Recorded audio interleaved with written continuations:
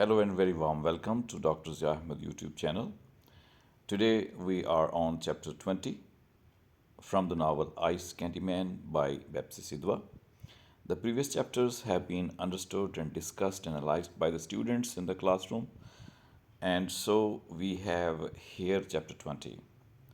If you like to read or understand the previous chapters, you can visit other videos in my channel. So, chapter 20 has got a very poetic type of beginning, but in order to understand the partition, the leaders during the partition, and the kind of other things which were happening around in the name of partition, that would be very necessary to go and see what is important in it. The very first passage that we should read is here. I read it for you. Instead, wave upon scruffy wave of Muslim refugees flood Lahore and the Punjab west of Lahore. Within 3 months, 7 million Muslims and 5 million Hindus and Sikhs are uprooted in the largest and most terrible exchange of population known to history. The Punjab has been divided by the icy card sharks, dealing out the land village by village, city by city, wheeling and dealing and doling out favors.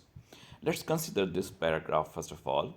The first thing which this paragraph points out is the migration, and that migration was the hugest possible and largest possible migration which took place in the world.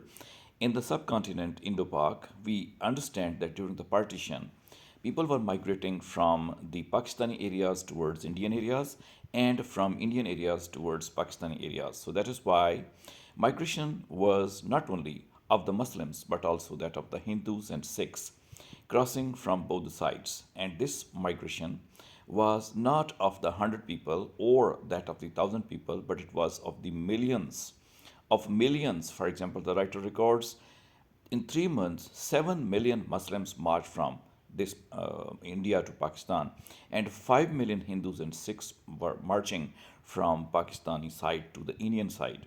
And this was therefore the largest possible migration. Lahore, where the space of this novel is there, the story is being enacted in the city of Lahore, that was filled up with the refugees. So one of the outcome of the partition was that refugees were there on both the sides. As we don't have the mention of the series of India where the refugees were going, what was their condition, we don't have. But in case of Lahore, when we see with the eyes of Leni, we are able to understand that millions of Muslims were coming from India to Lahore, and so Lahore was literally littered with the presence of these refugees. The ending sentence of this paragraph is even more ironic, which says that the icy card sharks, definitely the people who were responsible for the divide of India, who were who were executing the plan of the divide of India, they were doing so without thinking that they were dividing the villages, they were dividing the cities, and they were trying to give favors to their favorites, whatever the possibility may be there, regardless of the consequences which the people would face or the kind of population would be divided and the bitter results and consequences would come. So that was one of the outcomes of the partition which Sidhwa has pointed out. That is why it is said that the basic theme of the novel Ice Candy Man is partition and its consequences. Let's also see what does the next paragraph say about this. It says, "For now the tide is turned and the Hindus are being favored over the Muslims by the remnants of the Raj. Now that its objective to divide India is achieved, the British favored Nehru over Jinnah. Nehru is Kashmiri, they grant him Kashmir. Spurning logic, defying rationale, ignoring the consequences of bequeathing a Muslim state to the Hindus. While Jinnah futilely protests, statesmen cannot eat their words, statesmen do." Sidhwa is here putting a very political kind of ideology where the injustice committed in the name of partition by the British authorities of that time, that is being pointed out. In this case, Sidhwa is totally doing justice by not mentioning any favor towards Hindus or to the British, but talking about the injustice and suppression and cruelty committed by the planners or executioners of this divide. For example, they were impressed by the Hindu leader, and that Hindu leader was being favored by them, as Sidhwa says, and he was from Kashmir, so that is why, without thinking, the geographical, social, political boundaries and attachments, the British people gave Kashmir to the Nehru, who was definitely from Kashmir, and that is why The Jinnah was just making statements and just trying to tell the people that the statesmen must keep their promises, but the statesmen did not keep their promise at that time. So even after Kashmir being a vast majority Muslim state was handed over to the Hindus or to India, and as a result, the seeds of that cruelty are still showing their kind of impression in the shape of the wars that the Pakistani people and Indian people have fought, the enmity which has grown between the people, and the Kashmiris who have been suffering definitely because of all that. All this is happening only because such a divide was created, not rationally, not justifyingly, but only to favor one person who was their favorite. So that is the criticism, the political criticism and the kind of resistive and resilience attitude that the writer is showing. And this is the very spirit and soul of the post-colonial literatures. And therefore, this political statement made by Sidhwa makes this literature 100% post-colonial Pakistani literature in English. Going further, we have some introduction to this man who is called Nehru, and that was the prime leader of the Hindu people at that time in India. The writer says, the Grant Nehru, Gurdaspur, and Pathankot, without which Muslim Kashmir cannot be secured. Nehru wears red carnation in the buttonholes of his ivory jacket. He bandies words with Lord Mountbatten and presumed to be Lady Lord Mountbatten and presumed to be her lover. He is charming to Lord Mountbatten. South Cambridge polished, he carries about him an aura of power and a presence that flatters anyone he compliments to tenfold. He doles out promises, smiles, kisses, on cheeks. He is the prime of his Brahman manhood. He is handsome, his cheeks glow pink. So the writer has thrown a lot of light on the character of Nehru. That Nehru was not that old and weak person, but rather he was very attractive, smart person. He was Cambridge polished person, and he had some aura about his presence as well. He could smile and flout kisses as well. He could kiss the cheeks of the people as well, and wore very beautiful dresses, which has been talked about in the sense of buttonholes of ivory jackets. He had red carnation on his head as well, and he was supposed to be the favorite of Mountbatten because he was presumed to be the lover of his lady as well. So in that way, he was favorite one, and that is why the two major cities, that is Gurdaspur and Pathankot, they were also given to the Hindus because Nehru couldn't go to Kashmir without having these two states. So in that way, one can say that the territorial divide was created by the British people, not in order to give benefit to the people, but give benefit to the personalities. And one of the personality was Nehru himself. So in this way, the irrationality and injustice adopted by the authorities of that time, that is being discussed. So that's once again a political statement made by the writer. We know that writer is impartial, so that is why a big good description has been made about Mr. Nehru. There is no bias, there is no partiality in her description at all. So whatever she says in the positive light. And again, she goes to talk about Mr. Jinnah in comparison to Mr. Nehru. Jinnah is incapable of compliments, austere driven, puka sahab, accented, deathly ill, incapable of cheek kissing. Instead of carnations, he wears a Karakuli cap, somber with tight grey lamb's wool curls, and instead of pale jackets, black Ashcan coats. He is the past prime of his elegant manhood, sallow, whip-thin, sharp-tongued, uncompromising. His trainings at the Old Bailey and practice in English courtroom has given him faith in the constitutional means, and he puts his misplaced hopes into tall standards of upright justice. The failing empire sacrifices his cause to this shifting allegiances.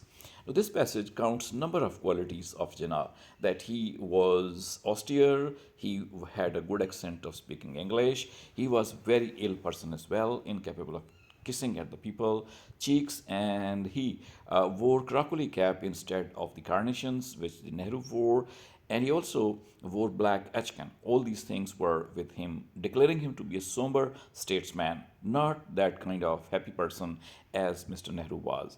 He was an old person because he had passed his manhood of his youthful age. He was trained from Old Bailey, England, and that's why he believed in the constitutional uprightness and thought that whatever law is there should be practiced.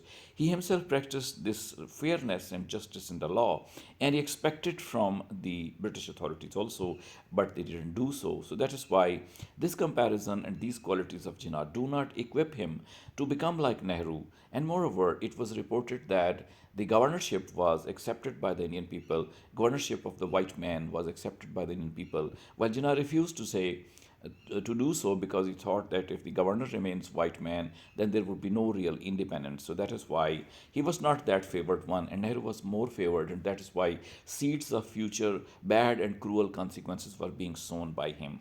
We can say that in comparison to Nehru or in comparison to Gandhi, Gandhi is closer to Jinnah, and Jinnah is closer to Gandhi because both are serious, both are weak and thin and lean and very ill as well, and both believed in the uprightness of justice, and that is why Jinnah is being given here a superior status to the kind of politicians who would try to get the benefit, whether it was by hook or by crook, they would get that. But Jinnah believed in the superiority of law and justice and constitution. Such was the great and prime leader of the Pakistani people that Muhammad Ali Jinnah was. And after that, Sidhwa goes to talk about the married life of Mr. Jinnah as well. When she talks about the wife of Jinnah, who was a Parsi, and here once again we can say that the writer is giving an edge to the Parsi people by saying that they were not only beautiful, but also they were loving, they were caring. For example, she talks about Lady Jinnah in the very favorable words when she says that woman in the photograph is astonishingly beautiful, large eyes, liquid brown, radiant youth, promising intelligence, declaring innocence, shining from an oval marble form face, full lipped, delightful in the knowledge of our own loveliness, confident in the knowledge of our own generous impulses, given like Aya, daring like mother, plucky mother's face. So good qualities are highlighted. There are no bad qualities talked about Miss Jinnah or the wife of Mr. Jinnah, that according to her she was a Parsi woman and she was innocent also, she was very intelligent, and she was beautiful also. So that was a rare combination, that intelligence and beauty should go hand in hand. She had a good knowledge of everything, and that is why three qualities about her are summed up by the writer by saying that she was very generous like Aya, she was very courageous like the mother, and mother says therefore that she was a plucky type of girl as well. So that is why the on the one hand we have the description of a Parsi girl who was beautiful, but on the other hand we have the kind of impression Mr. Jinnah created in the minds of the people, and he was able to win the love of this beautiful woman. Whatever he was, he could win the love of beautiful woman that Mrs. Jinnah possibly had in her. And therefore, in that way, very positive light has been thrown not only on Qaid Azam Muhammad Ali Jinnah but also his wife.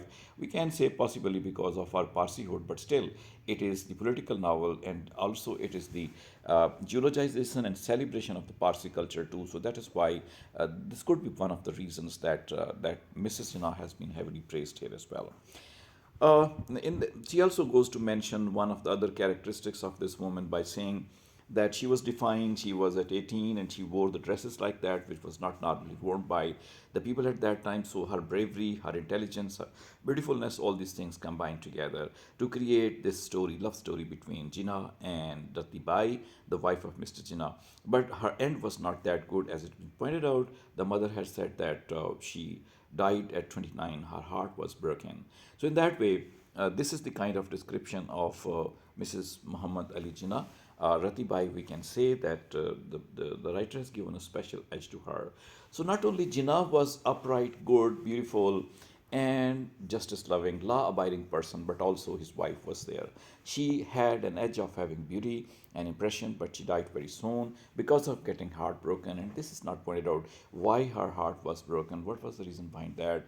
The writer has saved this decision to be told in some other place, not here at all. So the chapter is very interesting in the sense that it goes to talk about number of other things alongside the political nature of this novel, the partition theme of this novel, and therefore we can feel very well that this chapter goes to talk about the good nature of Mr. Jinnah more than the nature of Mr. Nehru or other political situations. Possibly the writer wants to say that he was such a good person, such a noble person, that it was not possible for him to go fishy or go something cheating, like he believed in the art of good kind of things, and that is why we have many good things about him in this chapter. Sarojini Naidu, who was one of the team members of Mr.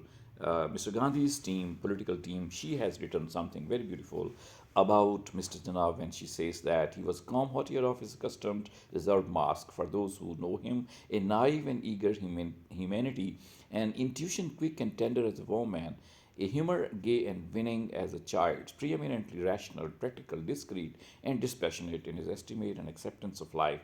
The obvious sanity and serenity of his worldly wisdom effectually disguise a shy and splendid idealism which is of the very essence of this man. So Sarojini Naidu, as a writer, she's also all praise for the leader of that time in the 1940s. So in this way, the chapter goes to talk about three, four characters very eminently, very beautifully. One is the character of Nehru, and alongside Lady Mountbatten has been also mentioned there. The second is the character of Mr. Jinnah, and then is his wife Ruttie Bai, and that has been supported by a number of arguments. So that is the most beautiful chapter, I should say, of this novel, that is chapter 20. The students should go to use this chapter in order to compare Mr. Gandhi and Mr. Jinnah, and after that you can place this character of Mr. Nehru in between these two characters, because Nehru could not achieve the status of neither Mr. Gandhi nor that of Mr. Jinnah. So hope to see you in some next video. Possibly you have enjoyed this video, so do not fail to hit the subscribe button, the la button. So till that time, keep happy, keep safe. Thank you for watching.